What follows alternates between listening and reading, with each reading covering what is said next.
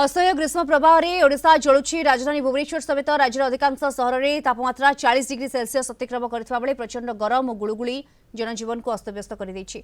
ता सांगकु घंटा घंटा धरी हेउछि पावर कट। राजधानी भुवनेश्वर में संतुली होउछन्ति लोके। गरम सांगकु बिजुली जातना लोकंकु नाकेदम कर देउछि। ना घरे रही हेउछि ना बाहरे त्राही मिलुछि। प्रभावित हेउछि दैनन्दिन जीवन।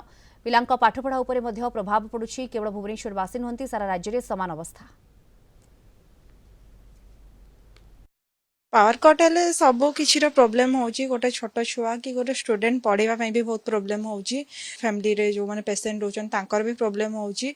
आ पानी रो भी बहुत मोटर चलवार प्रोब्लेम होची। घरे भी सब प्रोब्लेम होची। पावर कट रो बहुत प्रोब्लेम होची। पावर कट हेले मिनिमम 8-10 घंटा लाइन जाउची। बहुत हैरान हेबा पई पड़ुची। घरे गरम होची। पेशेंट माने भी रोचन बहुत प्रोब्लेम होची। मोबाइल लाइट रे एमती चार्ज लाइट रे काम होची। नाइन जेतल कटि जाउची बहुत गरम लाଗୁची और रोषे कलाड़ भी गरम लाଗୁची। किछि हम कर पारनु एते गरम होची। एथर नाइन काटले असुविधा होची टे चले पई। एते गरम रा कोन करू भिंचिके भिंचणार भिंचिके रहउछु आ कोन करिया। जदी नाइन पळे रात रे घंटे 2 घंटा हम पूरा रही पारिबु।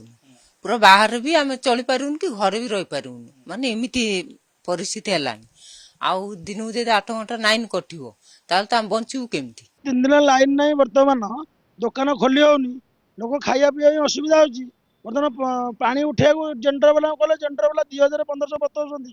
गोटे दिन पानी उठेलु बर्तमान लाइन नहीं। बर्तमान सोया असुविधा खाया असुविधा रहिया असुविधा सब प्रकार असुविधा भितर साप मूषा बेंग तापर मशा जो भाया कामुड़ुछंती।